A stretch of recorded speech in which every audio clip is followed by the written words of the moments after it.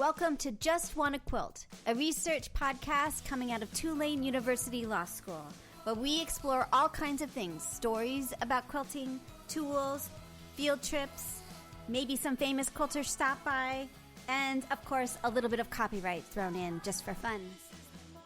This is Elizabeth Townsend Guard. I'm a law professor at Tulane University Law School, and I have two faculty fellows.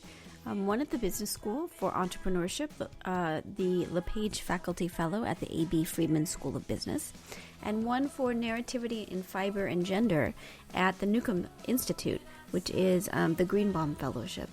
And I just want to quilt. So today we talk to Candy Grisham. She is an author of a book about Dresden Plates. And I found it at the public library, so I had to interview her, and she's so insanely cool. I found your book at the library. Excellent. Yeah. So our local New Orleans public library had your book, and I was looking to see what kind of books they carried, and I was so pleased to see it. So, I thought we would chat about the book and sort of your life and all that. So the first question we're going to ask is something I already know, which is tell me your name and where you're calling from. I'm Candy Grisham, and I'm calling from Washington, Missouri, which is a small town outside of St. Louis. Oh, very nice. And what's your first memory of someone sewing or quilting in your life? My first real memory would be my great-grandmother, who made quilts by hand, and I had some of hers, but I never saw her sewing. I started sewing when I was 9, making clothes when I took a class. Very cool. And did you like it from the beginning, or did you? Yes. You did? I loved it from the beginning. Yeah. I was totally hooked. Yeah. Yeah, it's a great age, that between 5 and 9, because you feel like you can do anything. There's like Well, it was. You know. And I had a single mom who had 4 children to raise, and when I was growing up, we made a lot of our own clothes, so it was a great deal for a while. Yeah, very cool. And how did you get into quilting? It's a strange story in a way. We were visiting the Smithsonian in Washington, D.C. when I was 13, and there was a quilt on display, and it's never been on display since then, that was actually made by one of my ancestors. Really? And it was donated along with a lot of household goods and linens when they moved west. And so there's actually 2 that the Smithsonian owns that are from my Kopp, C-O-P-P family. And I was struck by that. You know, it was a real impressionable time in my life, and I saw that, and I knew the ancestry from my grandfather collecting all the information.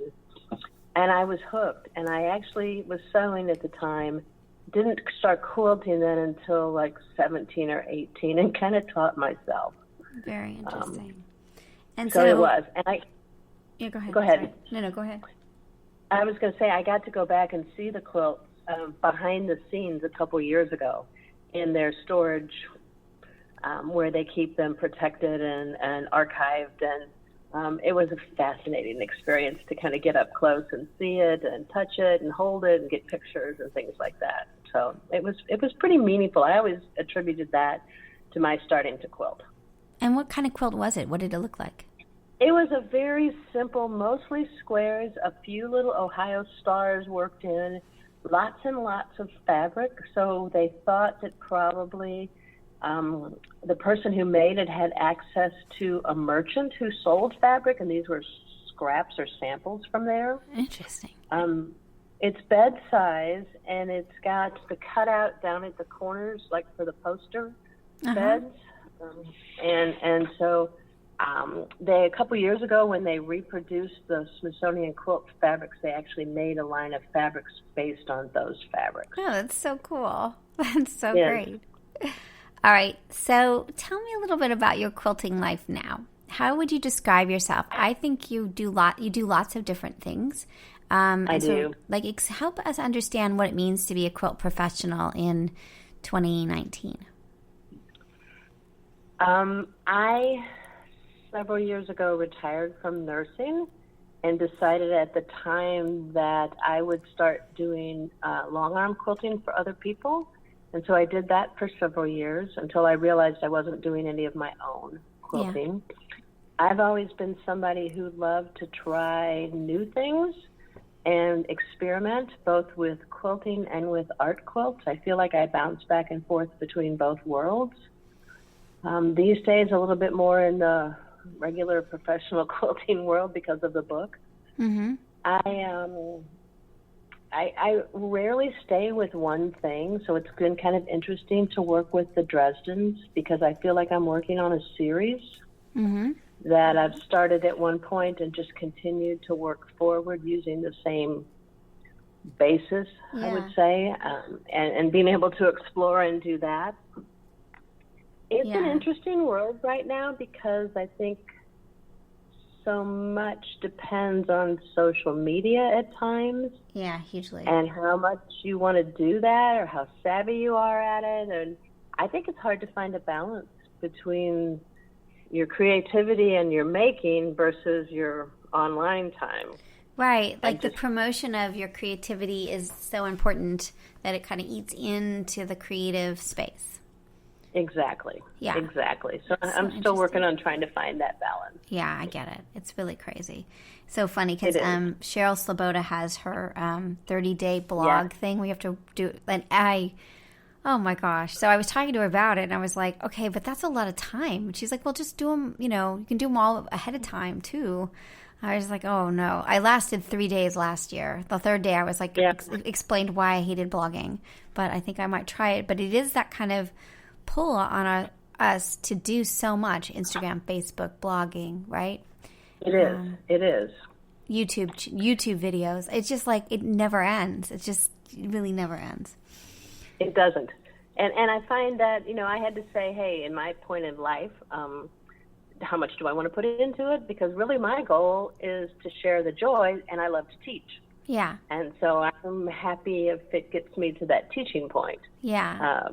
Do you feel like the social media is necessary to be able to get to the gigs to teach? Because you teach a lot around the country. I do, but in order to expand further, I live in the Midwest, so it's very easy to come up with Midwest teaching. But in order to teach at big shows further away from home, I definitely have to make those contacts and figure out ways to, just get people to see it. Yeah. Interesting. All right. So your book is called Dresden Quilt Blocks Reimagined, and it's super pretty. And it is on my list. I start sabbatical next week, so it's on my list of things to do. Ooh. So I have lots of questions for you. I'm so excited. I think it will be so much fun. So why Dresdens? Why the Dresden plate? And do you call it a Dresden or a Dresden plate? Yes, I do call it a Dresden plate. So I kind of interchange the plate block idea, but it's still just whatever makes that Dresden circle. Yeah. I decided several years ago on a whim that I was going to try to make Dresden plates and figure out how to do different edge finishes and different piecing methods and do it all by machine rather than having to do needle turn. Yeah. And I had a collection of fabrics that I just kind of pulled out and started making. I made them in all different sizes. I made them in all different color combinations. I played with ideas and kind of went with that, no, I don't like this laid out in a traditional way because I kind of like to take old things and make them new again. Yeah. And so I laid it out in that crazy, wonky, overlapping fashion. Yeah, I love it. I do too, and it's been a ton of fun. And it just went from there. Yeah. It kind of picked up and rolled on its own in a way. That's really cool. The book itself is more just blocks, and so, but with ideas of what you can do with them, and then information about how you can make them traditional or non-traditional. Right. So it seems like, and the book is great, so it shows you all the different kinds of edging and all these things. It's really, really great. And kind of gives you this overview and then really creative ways to do it that are not...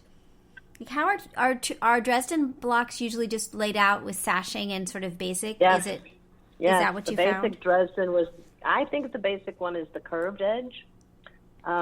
that was just put on a single block and then sashing in between each block, and then, laid out in a 4x5, 6x8 format with a border. Yeah. That would have been the traditional. So interesting. And it seems like, so we're doing this project called the Inventory Quilt Project. It's based on Jessica Quilter, it's what she goes by on Instagram, where she took a little piece of every bit of her fabric, made hexes, and made this beautiful rainbow quilt. And so we are, we've got about, I don't know, maybe 120 people signed up so far to just hang out and make different kinds of inventory quilts throughout 2020, using what we have and kind of using up our stuff. And it seems like, I think what I'm going to do is one of these inventory quilts with your Dresden blocks, because I think what from the cover and from what you did with this overlapping one is I can try every single one and kind of put them in onto a whole cloth. Is that right? Yes, exactly. That's exactly what you do. The class that I teach now is called Reimagine Dresdens, and what we do is people bring their fabric and we go through and pick out what blocks do they want to make, and they can make any or all or different sizes, and they get to pick the layout for the background. Yeah. And that's exactly what you do. And you can do it as whole cloth, or you've got it also pieced. So you did kind of a gray-black background that was pieced. So you can kind of do anything you want with this. You can. That's really cool. I often piece my backgrounds. That's just because I have lots of small pieces of fabric that I can use up. Yeah. But it can be on a solid background. I also pre-quilt my backgrounds many times. You do? Which is just happened by chance that I did it because I wanted to have a solid quilting in the back before I appliqued the blocks on. Interesting. I didn't want to mess with having to quilt the little areas. Yeah. I love that. And it was just easy. And then it works really well. And then how do you do the applique then? Do you go all the way through every layer, or are you just doing it through like one or two layers? If I sew them on by hand, I'm just whip stitching them onto the top. Yeah. If I sew them by machine, and I have, I use a blanket stitch or overlock stitch, or I have even fused them on and then gone to the quilting machine and quilted them on. Interesting. I like that last one because it's very fast. Yes. Very fast. You can find fabric glue or fusing, and put them on, and they'll stay, to get them quilted. Basically, and then you can have fun quilting the different blocks. Right. So you've quilted the base, and then you're quilting second time. You're putting them down, and then you're quilting them again. Yes, correct. That's so cool. I love it. The other thing I notice about these is that you really kind of choose two colors for. So how would you, since we're on a audio program, for those that don't understand what a Dresden is, a Dresden plate quilt block, can you help explain what it looks like or what it is? Sure. A Dresden plate is made with a wedge, and on my particular ones, I use an 18-degree wedge because that was what the template was, and you have to cut out 20 wedges to make a full circle or a full plate. I often do them with two fabrics because I like the contrast, but you can do them with one fabric. You can do it with 3, 4, 5, 10, or 20 different fabrics. Yeah, you have one that's like a rainbow with polka dots in here, right? Yes, yes. So you can take a collection of fabrics that you like. You buy a fat quarter bundle and you can make them from that, or you can do them from your stash, or you can do them from a line of fabrics like I did on the front, which was all K-facet fabrics. Yeah. I find that as long as there's contrast in most of them, if I'm using a couple colors, it works great. And I like contrast in not just color, but in what I call texture, so the print. There may be a stripe with a floral. There may be a geometric with a floral, something like that. Right. Super interesting. And then there's a circle in the middle. That's also key to it, right? So it's almost like it looks like a flower in some way. It does. It looks very much like a flower. Some people say they look like fireworks, but I relate them more to flowers. There's a center, and the center can be a place where you can fussy cut, out something special to add to it. It can be part of the fabric that's already on it. And you can also layer these. A couple of them look like they're pieced, but they're really just layered. I made a smaller one to fit on top of a larger one. Yeah, that's very cool. Yeah, I see that. All right, cool. Okay, so let me ask you a couple questions that are like copyright related. Okay. So when you decided to use the Cafe fabric for the cover and for the main beautiful one, did you contact Free Spirit or did you just do it? Like, how did that work exactly? I did not contact Free Spirit on that. I gave credit in the book when I laid out the fabric swatches that they were the particular fabric lines used.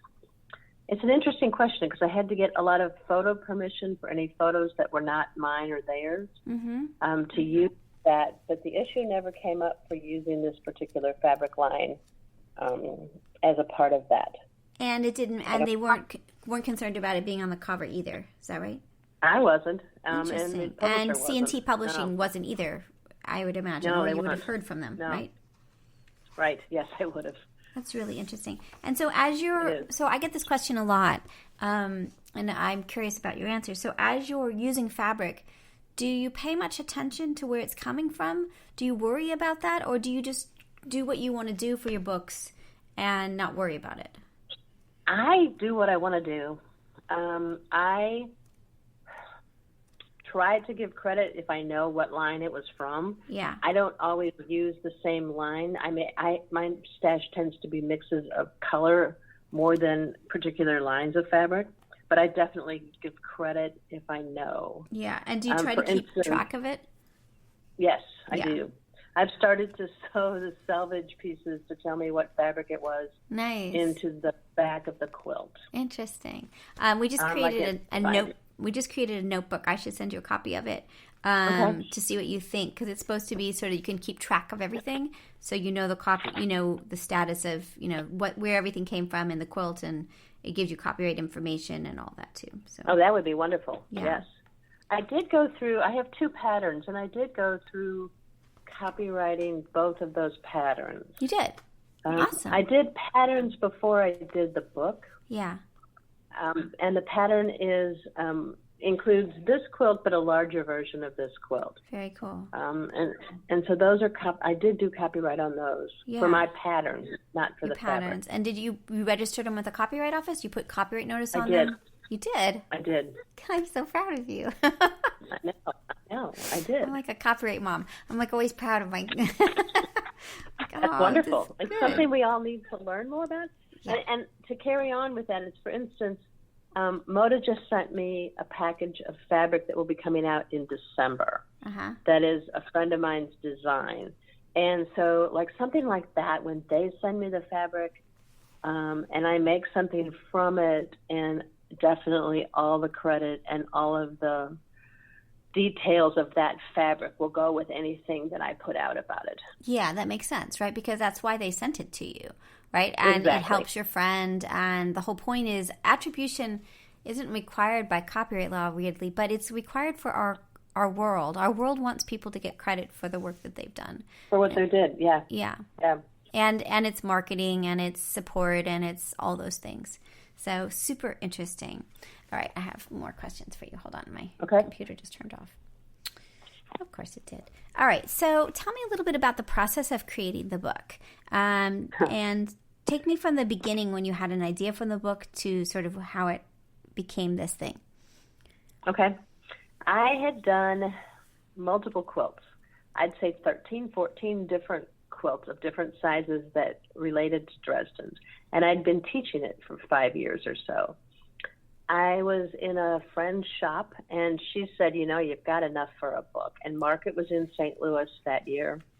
And I said, okay, I'll make an appointment and talk to the publishers. Yeah. So I did. I made an appointment, talked to a couple publishers, talked to some magazines, and schlepped 2 IKEA bags full of quilts in to show them. Wow.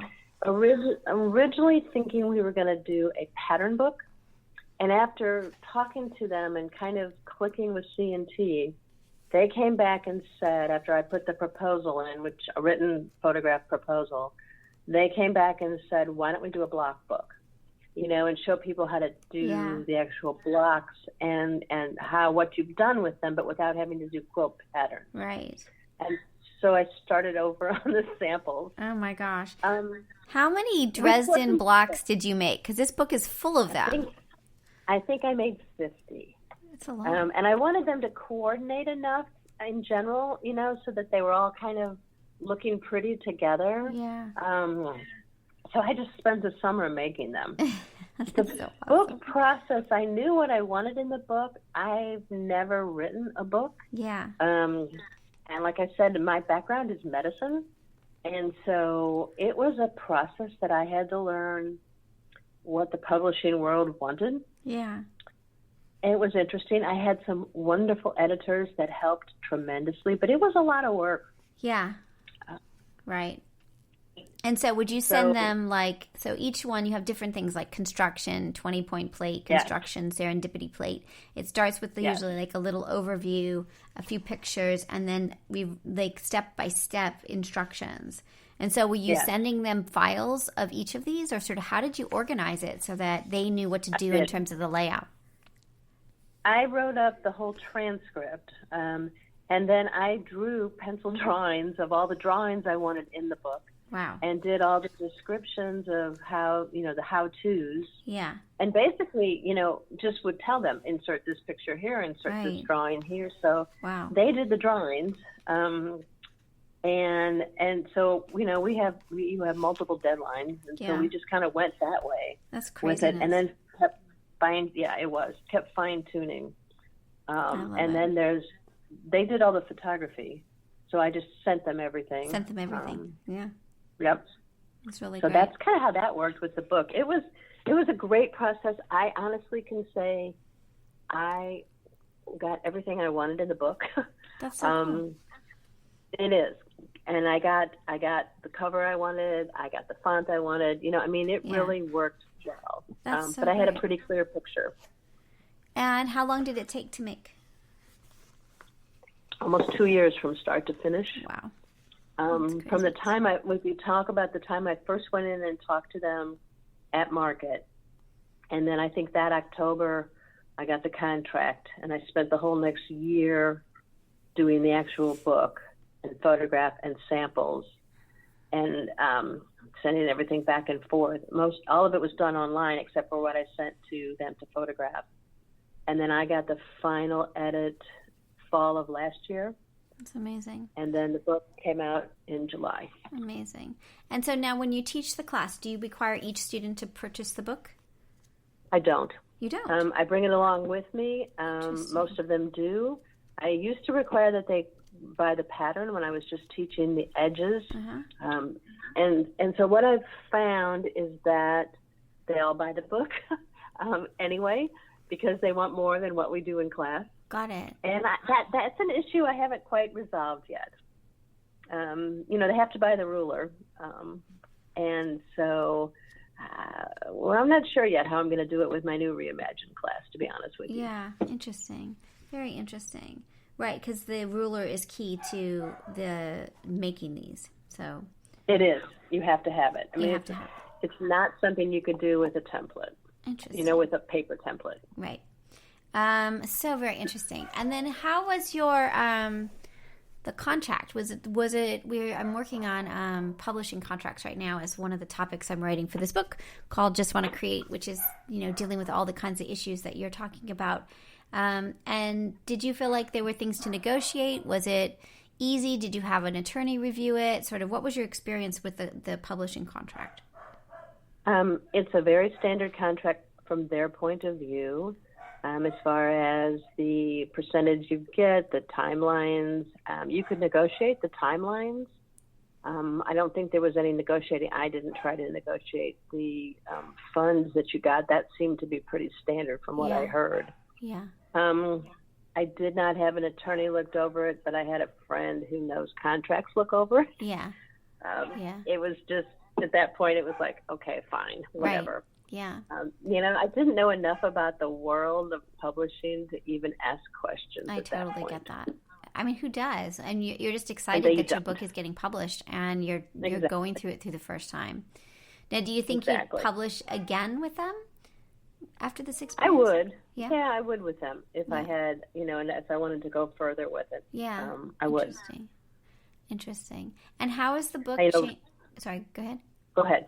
Oh, no, I no. was going to say my goal right now is I've got 2, maybe 3 more patterns that I'm working on that I want to get out. So those will supplement the book in the sense that they are patterns for quilts or wall hangings made from what's in the book. So that's more my priority right now. Yeah. Interesting. And then do you think, how has this changed sort of who you are in the world? So you had already had your quilts juried and you were part of that world. How does having a book change kind of your cultural capital or your standing in the quilting world? I get introduced all the time now as an author, which is interesting. My friends seem to still just take it in stride, which is good. I didn't want, my local community, I really didn't want that to change, and it doesn't seem like it has.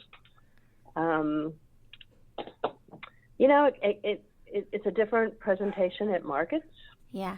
Because you go in as an author, not as a shop person or whatever. Right. And that's kind of nice. It's nice to make contacts in that way. Yeah. Yeah. So interesting, it was a goal in my life. I have a couple big goals like that, and it was one of them, so it was kind of nice.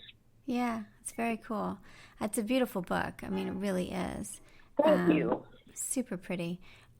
So any advice to us, since I'm going to be making any tip that I should be focused on so that I'm successful at doing these Dresden plate. And as I said, I think it'll be so great for the inventory quilts. I really think it would be just so much. It's so cool. Yeah. I'll have to get figured out what that is, and you can send me information about that. Okay, I'd cool. love I to will. see that.